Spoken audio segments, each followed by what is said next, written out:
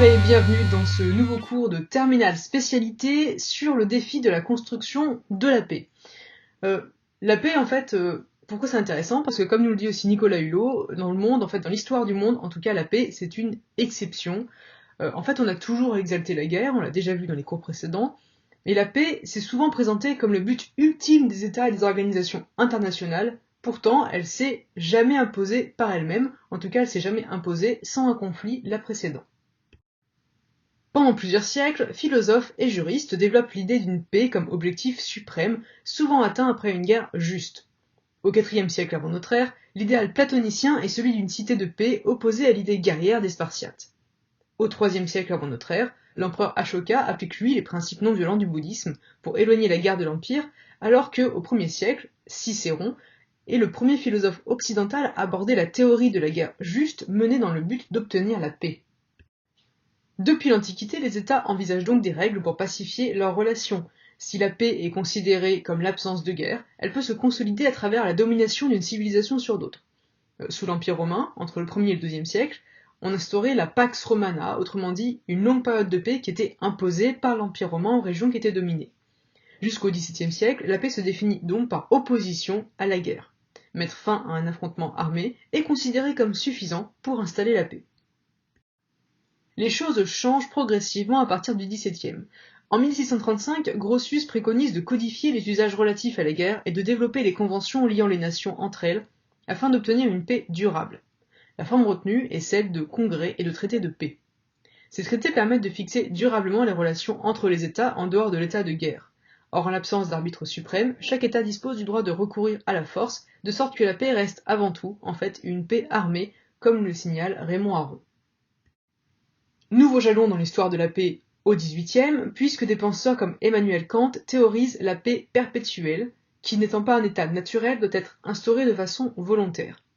En résulte alors l'élaboration d'une sécurité collective qui repose sur l'idée que la sécurité des uns est l'affaire de tous les autres. Celle-ci n'est pas nécessairement la paix, puisqu'elle implique la constitution d'une force armée coercitive. C'est pourquoi le philosophe américain John Rawls pense que, une fois la légitimité des principes de la démocratie libérale reconnue par tous, de la démocratie avant toute chose, il n'y aurait plus de raison d'entrer en guerre au nom d'idéologie ou de religion. La problématique pour cet axe est donc la suivante, en tout cas les suivantes. Comment construire la paix dans le monde et par quelle voie cette paix se construit-elle? Pour commencer, on va parler des traités de paix qui sont plus ou moins appliqués et voir dans quelle mesure ces traités ont-ils permis de rétablir effectivement ou non la paix depuis 1648. Alors, si le cours commence au XVIIe, c'est pas qu'il n'y a pas eu de paix avant, mais comme on l'a dit en introduction, c'est le moment où on commence à établir des traités et faire des congrès pour la paix en bonne et due forme. Les congrès de Westphalie constituent la première expérience de conférence internationale pour le règlement d'un conflit européen, puisqu'ils réunissent tous les belligérants pour assurer une paix acceptable par tous. Ce ballet diplomatique se tient hors de contrôle d'une puissance hégémonique, d'autant que les souverains ne sont pas sur place mais représentés par des plénipotentiaires, donc des diplomates de l'époque. Et ces négociations prennent du temps, puisqu'elles se déroulent dans deux villes distantes de 40 km et que les messagers vont devoir sillonner l'Europe pour avoir l'aval de leurs souverains sur chacune des décisions prises au sein des différents traités. Il faut donc 3 ans pour que ces traités soient signés, la paix de Münster entre les Provinces-Unies et l'Espagne, le traité de Münster entre le Saint-Empire romain germanique et la France, enfin le traité d'Osnabrück entre le Saint-Empire et la Suède. Ces traités confirment les termes de la paix d'Augsbourg de 1555 qui accordait aux princes des États allemands la liberté religieuse, mais l'étendent aussi à leurs sujets qui peuvent désormais avoir une autre religion que celle de leur prince. Il confère également aux États allemands une autonomie en matière de politique extérieure, bien qu'ils ne puissent l'utiliser contre l'empereur ou l'empire. Ces traités mettent donc fin à la domination des Habsbourg au profit de la France et de la Suède, dont les royaumes s'étendent, mais également des Provinces-Unies qui obtiennent enfin leur indépendance. Ces traités mettent en place ce qu'on appelle l'ordre westphalien, qui rejette l'idée d'un contrôle hégémonique exercé par un pouvoir temporel ou spirituel. Fondé sur la souveraineté et l'indépendance de l'État moderne, il tente de garantir l'équilibre des puissances, et donc aux origines du multilatéralisme. Il fixe les obligations des puissances en temps de guerre et prescrivent des règles à valeur juridique générale, telles l'inviolabilité de la souveraineté des États et la non-ingérence dans les affaires d'autrui, Autrement dit, un État ne peut plus intervenir dans les affaires intérieures d'un autre État. Si le droit international se fonde sur le principe de la coopération d'État à État pour tenter de stabiliser la scène mondiale, les guerres ne cessent pas pour autant. Elles sont même quasi permanentes au XVIIe et au XVIIIe siècle.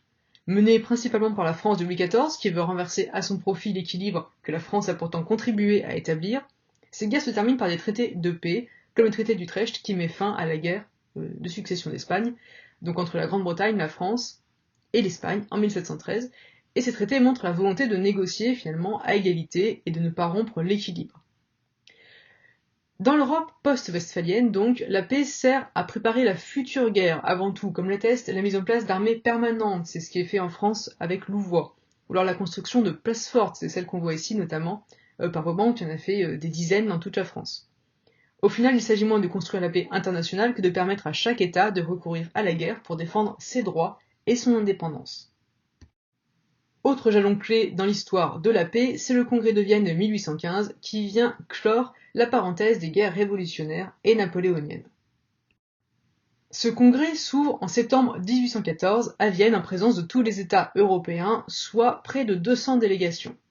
La France, qui à l'époque est occupée par les troupes autrichiennes et prussiennes, est toutefois représentée par Talleyrand, qui est ministre des Affaires étrangères de Louis XVIII. C'est un congrès qui est dominé par les vainqueurs, l'Autriche, la Prusse, la Russie et l'Angleterre, et notamment par Metternich, qui est le ministre des Affaires étrangères de l'Autriche. Ce congrès consacre le retour de l'Ancien Régime au nom de la légitimité dynastique. On va avoir Louis XVIII qui arrive au pouvoir après la fin de la période révolutionnaire. Ce congrès donc veut préserver la paix au moyen du concert des nations, autrement dit par l'usage d'une diplomatie multilatérale. Les 4 grandes puissances, l'Autriche, la Prusse, la Russie, l'Angleterre, s'engagent alors à se réunir périodiquement lors de congrès et à reconnaître l'existence d'un droit international. Pour préserver la paix en Europe, ils créent la Sainte Alliance. L'Autriche, la Prusse et la Russie signent un pacte en septembre 1815 afin de préserver l'ordre public via la coordination de leur intervention militaire et se donnent le droit, du coup, d'ingérer dans les affaires des pays voisins. L'alliance s'élargit au Royaume-Uni en septembre 1815, puis à la France dès 1818. Si ce congrès permet une paix relative jusqu'à la Première Guerre mondiale, il entérine néanmoins la prépondérance des grandes puissances sur les petits États. C'est une paix des vainqueurs, avant toute chose. L'Europe est recomposée, mais elle est recomposée au mépris des nationalités et du droit des peuples à disposer d'eux-mêmes. L'Empire d'Autriche s'étend donc au sud-ouest via l'annexion du Tyrol, de la Lombardie, de la Vénétie et de la Dalmatie. Le royaume de Prusse, lui, s'empare de territoires à l'est au détriment de la Pologne et à la frontière française, tandis que l'Empire russe annexe la Finlande, la Pologne et la Bessarabie. Le Royaume-Uni, enfin, lui, obtient la maîtrise des mers, affirmant du coup son rôle de thalassocratie. Lors du traité de Paris, le 20 novembre 1815, les vainqueurs imposent à la France des conditions de paix très dures. Malgré les négociations de Talleyrand, l'épisode des 100 jours a complètement discrédité la position française. Elle est donc amputée de la Savoie et de plusieurs territoires et places fortes le long de la frontière nord-est.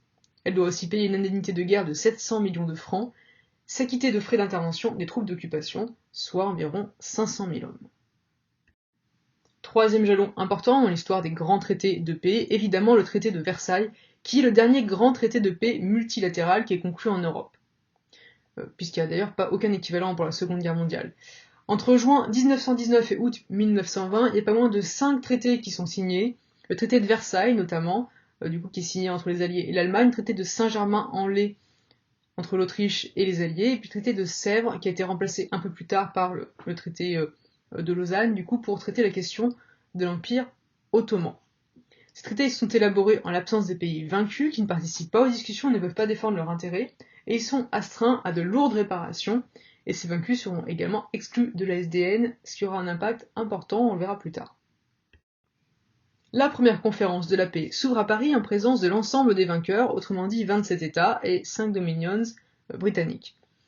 Mais on a quand même un conseil des 4, composé de Georges Clemenceau pour la France, David Lloyd George pour le Royaume-Uni, de Orlando pour l'Italie, de Woodrow Wilson pour les États-Unis, qui va s'imposer et qui va donc diriger les négociations tout en ayant des intérêts extrêmement différents. Clemenceau veut récupérer l'Alsace et la Moselle, assurer la sécurité sur le Rhin et obtenir des garanties contre toute volonté et toute capacité, surtout, de revanche de l'Allemagne. Le Royaume-Uni, lui, est plutôt attaché au principe d'équilibre et se méfie de la position de la France, qui est désormais en position de force, justement, sur le continent, et donc ils veulent éviter de trop affaiblir l'Allemagne, tout en insistant quand même sur la nécessité de payer des réparations. L'Italie, de son côté, veut surtout des gains territoriaux autour des terres irrédentes, on en reparlera, alors que Wilson, lui, en fait, il s'intéresse surtout aux élections américaines. L'Europe comporte donc désormais de nouveaux États, comme les pays baltes, la Pologne, la Tchécoslovaquie, la Yougoslavie. Ce congrès consacre aussi le principe des nationalités, puisqu'on essaie désormais d'avoir une nation par État. On remarquera aussi le cas particulier du Moyen-Orient, puisque l'ancien empire ottoman est découpé entre la France et le Royaume-Uni principalement, sur lesquels ils vont établir des mandats, donc des territoires qu'ils doivent mener à l'indépendance à moyen terme. L'Allemagne, de son côté, perd 1/7 de son territoire, son armée est limitée à 100 000 hommes, chargés exclusivement du maintien de l'ordre sur son territoire et de la police aux frontières, et se voit interdire la possibilité de fabriquer et d'importer des chars, des blindés et des tanks en particulier. La rive gauche du Rhin va être occupée pendant 15 ans. Pourquoi des réparations et des sanctions en tout cas aussi lourdes ? C'est parce que l'article 231 notamment du traité la juge responsable de la guerre, et ce qui fait que les réparations à payer, les sanctions sont très très lourdes contre l'Allemagne. Les Allemands d'ailleurs tentent de refuser le traité, le chancelier Schneiderman adresse une contre-proposition qui est refusée.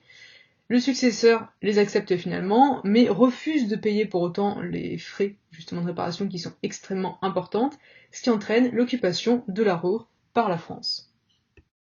Ce qui explique pourquoi, dans l'entre-deux-guerres, il y a beaucoup d'Allemands qui vont parler de ce traité comme d'un diktat, quelque chose qui est totalement insupportable. On avait donc rêvé d'une diplomatie ouverte, sauf que celle-ci se heurte totalement aux réalités géopolitiques et aux ambitions des uns et des autres. Les minorités, finalement, n'ont pas tout à fait été respectées sur le tracé des frontières. Il se fait au détriment des États vaincus systématiquement, et il reste des zones qui sont très contestées, comme la Haute-Silésie, les Sudètes ou encore la question du couloir de Danzig. L'Italie, pourtant État vainqueur, n'a pas obtenu les territoires qui étaient promis, ces fameuses terres irrédentes. Ils ont récupéré le Trentin et l'Istrie, mais pas Fiume et les côtes dalmates de leur côté, et donc l'Italie va parler de victoire mutilée, ce qui va aussi avoir un impact sur la naissance du fascisme côté italien. Maintenant qu'on a vu les grands traités de paix et la paix qui sont justement essayés de mettre en place de façon plus ou moins efficace justement, on va voir un petit peu comment est-ce qu'on tente depuis le début du XXe siècle justement d'assurer la sécurité collective via la mise en place d'instances de gouvernance mondiale multilatérales. Donc c'est notre deuxième partie. La première expérience, c'est la création de la Société des Nations, la SDN, qui fait suite à la Première Guerre mondiale, qui a été un choc absolu pour tout le monde à l'époque. Celle-ci est née notamment suite à la volonté du président Woodrow Wilson, le président américain, qui présente ses 14 points pour rétablir la paix dans le monde en janvier 1918. Il veut bâtir un nouvel ordre mondial qui est fondé sur le droit et la sécurité collective, afin d'imposer une paix juste et empêcher les vainqueurs d'abuser de leur situation. Dans ces 14 points qu'on voit ici, il met en avant les valeurs universelles, le désarmement, la solidarité en cas d'agression d'un État membre, ainsi qu'une diplomatie franche et transparente. Il proclame aussi le droit des peuples à disposer d'eux-mêmes, y compris pour les empires multinationaux et coloniaux, et préconise la liberté de commerce et des mers.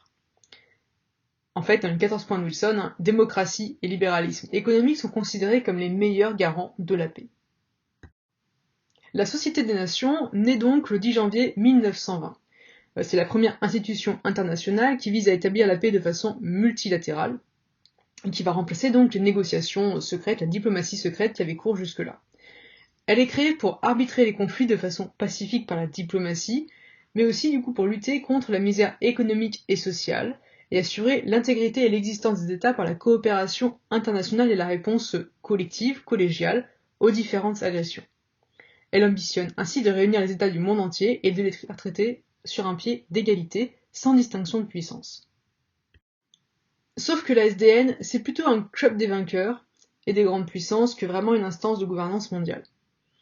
L'Assemblée générale est composée de 28 membres, mais sur ceux-ci, il n'y en a que 4 qui sont membres permanents, la France, le Royaume-Uni, l'Italie et le Japon, puis 5 ensuite, quelques temps plus tard. Sauf que c'est la seule instance décisionnelle au sens où c'est là que sont votées à l'unanimité, et à l'unanimité, c'est un vrai souci aussi, les questions qui sont liées au maintien de la paix. La SDN dispose aussi d'organismes affiliés comme la Cour permanente de justice internationale, l'Organisation de la santé, l'Organisation internationale du travail, ou une commission sur les mandats et sur les réfugiés, mais elle ne fonctionne pas tout à fait. Elle a quand même eu quelques réussites à mettre à son crédit. Il y a certains conflits qui ont pu être réglés par référendum, notamment la question de la Haute-Silésie en 1922. Néanmoins, il y a quand même beaucoup de faiblesses. Puisqu'en 1919, les pays vaincus ne sont pas invités à rejoindre la SDN, comme l'Allemagne ou la Russie communiste. Le fait qu'il y ait encore des empires coloniaux fait que la plupart des pays d'Afrique et d'Asie en sont aussi exclus. La SDN est donc dominée fortement par les puissances européennes, et ne comporte même pas les États-Unis, puisque finalement Wilson échoue à faire ratifier le traité chez lui. Ses moyens d'action sont limités, ils peuvent se contenter de sanctions économiques et commerciales, puisque la SDN n'a pas non plus d'armée. Les Américains et les Britanniques, en fait, ont réussi à imposer une organisation qui soit faible, sans aucun pouvoir coercitif, et qui s'appuie surtout sur l'idée que les opinions publiques pacifiques vont contraindre en fait les gouvernements à la paix. Ainsi, face à la montée des totalitarismes dans les années 30, la France se retrouve relativement isolée, ses alliés ne la soutiennent pas pour lutter notamment contre la remilitarisation de la Rhénanie en 1936, et la SDN échoue totalement à lutter contre le nazisme, le fascisme en particulier, même si il faut quand même reconnaître que c'est la première instance réellement multilatérale qui ait été mise en place. Suite à l'échec de la SDN avec l'éclatement de la Seconde Guerre mondiale, on va voir une nouvelle instance multilatérale qui est créée, c'est l'Organisation des Nations Unies, qui fait suite donc à la Seconde Guerre mondiale, à ses 60 millions de morts et aux nombreuses destructions, qui imposent du coup aux vainqueurs la volonté de mettre la guerre hors la loi et de bâtir un nouvel ordre mondial capable d'assurer sur le long terme la pacification des relations internationales. C'est ainsi que le 26 juin 1945, à San Francisco, sous l'impulsion du président Roosevelt, la Charte des Nations Unies est signée. À l'origine, elle compte 50 membres contre 193 aujourd'hui. Elle s'organise autour d'une assemblée générale où chaque État possède une voix et un conseil de sécurité. Celui-ci est composé de 15 membres, donc 5 permanents, les 5 vainqueurs de la Seconde Guerre mondiale, et compte aussi 10 membres non permanents qui sont élus pour 2 ans avec un renouvellement par moitié chaque année. Ce Conseil de sécurité est chargé du maintien de la paix dans le monde et adopte des résolutions qui vont s'imposer aux États pour maintenir ou rétablir la paix, des sanctions qui sont avant tout économiques, mais le Conseil peut aussi décider l'envoi des casques bleus, donc les troupes de l'ONU. Comme pour la SDN, il y a également d'autres conseils qui existent, comme un conseil économique et social, la Cour internationale de justice, et l'ONU dispose aussi d'un secrétaire général qui va être chargé du coup d'impulser un peu les grandes politiques de l'ONU justement. La mission première de l'ONU est le maintien de la paix. L'État qui est souverain dans ses frontières n'est ainsi pas censé recourir à la force qu'en cas de légitime défense ou dans le cadre d'interventions justement mandatées par l'ONU. L'ONU doit prévenir les conflits par des opérations de maintien de la paix, négocier la paix, donc des opérations de rétablissement de la paix, imposer la paix par la force, si cela est nécessaire, donc par l'envoi des casques bleus, c'est l'imposition de la paix, ou empêcher la reprise des différents conflits. L'ONU est aussi en charge d'organiser le désarmement, le retour à la vie civile, la mise en place d'élections libres à l'issue des conflits et le rétablissement d'un état de droit pour un retour à la vie entre guillemets normale. En 2000, sous l'impulsion de Kofi Annan, l'ONU met aussi en place des objectifs du millénaire pour le développement, donc pour investir de nouveaux champs d'action comme le développement économique, la cause des femmes, la lutte contre la faim dans le monde. En fait, l'ONU veut aussi défendre l'égalité des droits des pays et promouvoir la coopération internationale pour placer le monde sous la protection d'une véritable sécurité collective. En fait, en 2000, ce qui est décidé, c'est que le développement durable, en fait, sera vraiment la clé de la paix dans le monde. Depuis 1946, le Conseil de sécurité a adopté plus de 2400 résolutions et donné son aval à plus de 85 opérations de paix, dont 45 qui sont toujours en cours. En 1950, le Conseil de sécurité a permis du coup d'enclencher l'intervention américaine en Crimée puisque l'URSS s'était absentée volontairement, pensant ainsi bloquer le fonctionnement du Conseil de sécurité. En 1956, l'ONU a permis donc de contrer l'intervention de la France, de la Grande-Bretagne et d'Israël lors de la crise de Suez. En 1991, c'est aussi l'ONU qui donne l'aval aux États-Unis pour défendre le Koweït contre l'invasion irakienne par Saddam Hussein. En 1995, pendant les guerres de Bosnie puis de Serbie, en ex-Yougoslavie, ce sont les casques bleus de l'ONU qui vont essayer de s'interposer entre les différents belligérants. Là, en 2011, enfin, le Conseil de sécurité est parvenu à mener une action armée en Libye sans veto ni russe ni chinois. Donc l'ONU parfois a réussi à vraiment intervenir dans des conflits tout au long du XXe siècle. Il y a eu des conflits, mais si on regarde bien, aucune guerre n'a opposé les 5 puissances victorieuses, même si les vétos de chacune de ces puissances a pu empêcher l'ONU de fonctionner correctement, parce qu'il y a eu des échecs vraiment importants aussi. C'est le cas pendant la guerre coloniale, l'ONU n'est pas intervenue en Indochine, en Algérie ni au Vietnam, l'ONU n'est pas parvenue à empêcher le génocide du Rwanda ou encore le massacre de Srebrenica, alors même qu'ils étaient sur place. L'ONU est en fait débordée par les puissances assez régulièrement. Pendant la guerre froide, l'ONU était relativement paralysée par les vétos des deux grands. Depuis la fin de la guerre froide, l'ONU voit aussi des puissances qui vont intervenir militairement ou être médiateurs dans des conflits en laissant complètement l'instance onusienne de côté. Les États-Unis, par exemple, interviennent très régulièrement dans le conflit israélo-palestinien. Les accords de Camp David de 1978 ont été signés sous l'égide de Jimmy Carter. Les accords d'Oslo, surtout entre Yitzhak Rabin et Yasser Arafat, qui permettent la reconnaissance, entre guillemets, reconnaissance mutuelle des deux États, sont signés sous l'égide de Bill Clinton. Les accords de Dayton en 1995, qui mettent fin à la guerre de Bosnie, sont signés aussi sous la supervision des Américains. Aujourd'hui, les puissances se multiplient, on a un monde qui est multipolaire, il y a toujours le poids des puissances traditionnelles, États-Unis, Russie en particulier, mais tous les États qui sont membres permanents du Conseil de sécurité de l'ONU peuvent mettre des vétos et entraver les actions de l'ONU. Et puis il y a aussi le rôle des émergents qui vont intervenir militairement, directement parfois, c'est le cas de l'Arabie Saoudite au Yémen, ou qui vont aussi pouvoir se mettre à la table des négociations, et là on pense notamment à la question de l'Union africaine pour tous les conflits qu'il peut y avoir en Afrique. Dernière partie, maintenant qu'on a vu le rôle des traités de paix, qu'on a vu un petit peu les instances de gouvernance mondiale pour parler et mettre en place la paix, on va voir un petit peu concrètement ce que c'est la paix, la forme qu'elle peut prendre, et puis comment on fait pour que la paix puisse être durable. Premier point important, la paix c'est une réalité plurielle puisque toutes les guerres ne s'achèvent pas par un traité de paix. Devant la disparition de l'Allemagne nazie, aucun traité de paix n'a pu être signé avec ce pays. Dans de nombreuses guerres civiles, le conflit ne se termine pas par un traité en bonne et due forme, mais par l'arrêt des combats ou la destruction d'un des adversaires. En 2005, l'IRA, un groupe paramilitaire qui luttait contre la présence britannique en Irlande du Nord, a décidé unilatéralement de déposer les armes afin de mettre fin au conflit. Mais aucun traité de paix n'a été signé entre les différentes parties. Si la paix par le droit s'est imposée au lendemain des traités de Westphalie, d'autres théoriciens préconisent eux la paix par l'Empire, la Pax Romana romaine, la guerre, le fameux « si tu veux la paix, prépare la guerre » du romain Végès. Le doux commerce de Montesquieu, la maîtrise des naissances par Malthus, l'hégémonie, le concept de la Pax Britannica au XIXe siècle, si une puissance est tellement puissante justement, elle impose la paix par la force. Le socialisme, Jaurès, la démocratie selon John Rawls peuvent être aussi des biais pour atteindre la paix.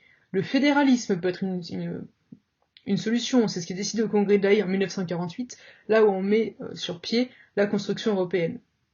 C'est aussi potentiellement la dissuasion nucléaire, ça a été la position pendant la guerre froide, le désarmement qu'on a tenté pendant la détente, ou encore la sécurité collective qui est mise en œuvre par l'ONU. Les paix durables, en fait, sont souvent les paix des vainqueurs lorsqu'ils parviennent à instituer un système international qui est conforme à leurs intérêts. C'est le cas des États-Unis après la Seconde Guerre mondiale. Le maintien de ce système suppose que ces vainqueurs en deviennent de façon directe ou indirecte les gendarmes, c'est-à-dire qu'ils conservent la supériorité militaire qui avait assuré leur victoire. S'ils ne le font pas, ce système est conduit à être contesté, à s'éroder, et la paix est à nouveau menacée. Le problème, c'est que la signature d'un accord de paix ne préjuge en rien de son application. Il faut d'un côté être en capacité d'empêcher les hommes de guerre de continuer leur violence. On pense notamment à la guerre de Cent Ans, aux guerres médiévales, où même quand les hommes n'étaient plus au combat, une fois démobilisés, ils pouvaient continuer de piller le territoire assez allègrement, c'était potentiellement un vrai souci. Deuxième aspect, il faut aussi avoir la capacité de faire respecter ces accords auprès de toutes les parties impliquées. Si un État a signé la paix et s'est engagé à se désarmer, etc., s'il ne le respecte pas, il faut qu'on puisse agir en conséquence. Si c'est pas le cas, ça sert à quoi de signer un traité de paix? Il n'y a qu'à voir ce qui a été fait pendant l'entre-deux-guerres, avec le traité de Munich en particulier. Autre problème, c'est que les populations, souvent, pendant les conflits, en particulier pendant les guerres civiles, développent une méfiance envers les gouvernements et les membres de la communauté internationale. Et donc en fait, plus il y a des acteurs qui sont nombreux, plus les conflits sont complexes, plus il est difficile de rétablir effectivement la paix. On pensera ici notamment à la question syrienne, qu'on a déjà vu dans les cours précédents, où effectivement, vu le nombre d'acteurs impliqués, le côté totalement asymétrique du conflit, et les multiples intérêts, il est quasiment impossible d'avoir une paix effective, en tout cas pour l'instant, dans la région. On l'a dit, l'autre problème de l'ONU, c'est sa faillite à assurer la sécurité collective. Depuis sa création, il y a finalement assez peu de missions de paix qui ont pu avoir lieu, en tout cas pendant la guerre froide, et certaines missions de paix et d'observation ont tendance à s'éterniser totalement. Par exemple, entre l'Inde et le Pakistan au Cachemire, ça fait 60 ans qu'il y a une mission de paix qui est en cours, ça fonctionne toujours pas. Ça fait 41 ans qu'il y a une mission de paix aussi au Liban, ça fonctionne pas non plus pour autant. Voilà, pareil. En République démocratique du Congo, on a beau avoir envoyé 17 000 casques bleus avec la MONUC en 2008, c'est pas pour autant qu'on a réussi à empêcher une crise humanitaire sur place. Donc ces missions de paix sont pas forcément très efficaces non plus. Autre point, l'ONU, de toute manière, quand ils envoient des casques bleus, ce sont des forces armées extérieures, ce ne sont pas des militaires propres à l'ONU et formés par l'ONU, ce sont des troupes qui sont prêtées, entre guillemets, par les différents États membres, ce qui va limiter ses capacités d'action et surtout entraîner une dépendance très importante à l'égard des grandes puissances. Autre point, il y a aussi des interventions qui sont décidées unilatéralement par un ou plusieurs pays, sans passer systématiquement par l'ONU, et en tout cas sans l'aval du Conseil de sécurité. C'est notamment le cas de la bombardement de la Serbie par l'OTAN en 1999, ou encore et surtout de l'invasion de l'Irak en 2003. Il faut donc réformer le système onusien, et en particulier élargir le Conseil de sécurité pour que les décisions puissent avoir un peu plus de sens et être peut-être un peu plus respectées.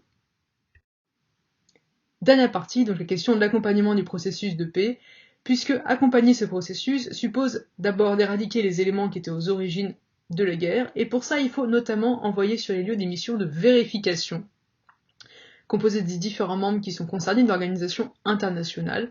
Par exemple, après la Seconde Guerre mondiale, les vaincus ont été occupés, surveillés, pris en charge par les vainqueurs.